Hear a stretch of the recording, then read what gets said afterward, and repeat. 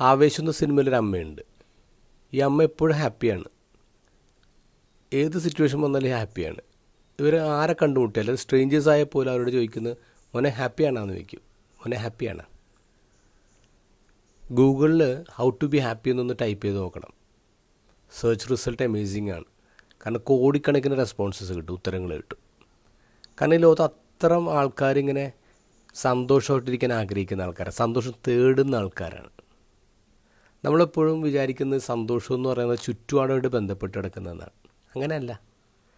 ഇത് ഗോസ്പലിൽ ഈശോനെ നോക്കി, അടുത്ത മണിക്കൂറിൽ ഈശോ അറസ്റ്റ് ചെയ്യപ്പെടും, ഈശോയുടെ ശരീരം തല്ലി ചതയ്ക്കപ്പെടും, ഈശോ കുരിശ് തറക്കപ്പെടും, കൊല്ലപ്പെടും. എന്നിട്ട് ഈശോ അത്ര കൂളായിട്ടാണ് ശിഷ്യന്മാരോട് സംസാരിക്കുന്നത്. ഈശോ അപ്പനോട് പറഞ്ഞാൽ ഇവരൊക്കെ നോക്കണം, ഇവരൊക്കെ ഫുള്ളായിട്ട് ഹാപ്പി ആയിട്ടിരിക്കണം. ഈശോ ഹാപ്പിനെസ്സിന് വേണ്ടിയാണ് പ്രാർത്ഥിക്കുന്നത്. ഈശോ ചുറ്റും എന്ത് സംഭവിക്കുന്നതെന്നോ ചുറ്റും ആരും നിൽക്കുന്നതെന്നോ അല്ല ഈശോ നോക്കുന്നത്. ഈശോയുടെ ഉള്ളിൽ ആരാണ്? അത് അപ്പനാണ്. അപ്പന് തന്നെക്കുറിച്ചുള്ള ഇഷ്ടമാണ്. ഇതാണ് ഈശോയുടെ ഉള്ളിലുള്ളത്. അതുകൊണ്ട് ഈശോയുടെ ഹാപ്പിനെസ്സിന് അത് ബാധിക്കുന്നില്ല. ഈ സർക്കംസ്റ്റൻസ് എന്ന വാക്കൊന്ന് എടുത്ത് നോക്കിയാൽ 2 ലാറ്റിൻ വാക്കാണ്. സർക്കും എന്ന വാക്കിൻ്റെ അർത്ഥം എറൗണ്ട്, ചുറ്റും.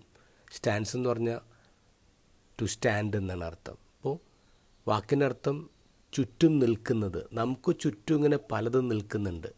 നമുക്ക് ചുറ്റുമാണ് നിൽക്കുന്നത്, നമ്മുടെ ഉള്ളിലല്ല. It is without, it is not within. അപ്പോൾ ചുറ്റും അങ്ങനെ പലതും നിന്നോട്ടെ, പക്ഷെ നമ്മുടെ ഉള്ളിലെന്താ വേണ്ടേ? നമ്മുടെ ഉള്ളിൽ ക്രിസ്തുവാണ് വേണ്ടേ. Christ in you, Christ within. അവിടെ നമുക്ക് സമാധാനമുണ്ട്, അവിടെ നമുക്ക് ഹാപ്പിനെസ് ഉണ്ട്. നമുക്ക് ചുറ്റും എന്തൊക്കെ നിന്നാലും എന്തൊക്കെ സംഭവിച്ചാലും ഉള്ളിൽ ക്രിസ്തു ഉണ്ടെങ്കിൽ ആർക്കും നമ്മൾ തൊടാൻ പറ്റില്ല. അതാണ് ഒരു ക്രിസ്ത്യാനിയുടെ ബേർത്ത് മാർക്ക് എന്ന് പറയുക. അതാണ് നമ്മുടെയൊക്കെ മറുകെന്ന് പറയുക, മായ്ക്കാൻ പറ്റാത്തത്.